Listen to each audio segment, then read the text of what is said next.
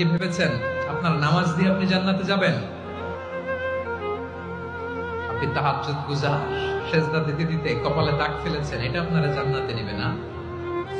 আপনি এলাকার সবচেয়ে বড় হাতেম তাই দানশীল, এই দানের ভরসায় বসে আছেন।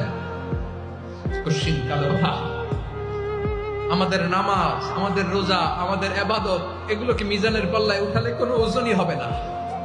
তবে আমাদের একটা কৌশল জানা আছে, আমরা আল্লাহর রহমতের ভিখারি। আমরা সেদিন আগেই গুনার স্বীকৃতি দিয়ে দেব। আমরা বলবো, আল্লাহ তুমি প্রশ্ন করার আগে তোমার একটা কথা বলি, আমারে কিছু জিজ্ঞেস করো না, আমি সব করেছি।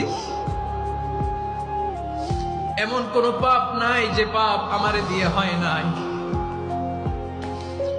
তোমার রহমত দিয়ে তুমি জান্নাতে পাঠাবা, তোমার দয়ায় জান্নাতে যেতে চাই, আমল দিয়ে না। পারবেন বলতে? কিয়ামতের দিন আমরা বলবো, আল্লাহ আমার আমল দিয়ে জান্নাত চাই না, আমি তোমার দয়া দিয়ে জান্নাত চাই।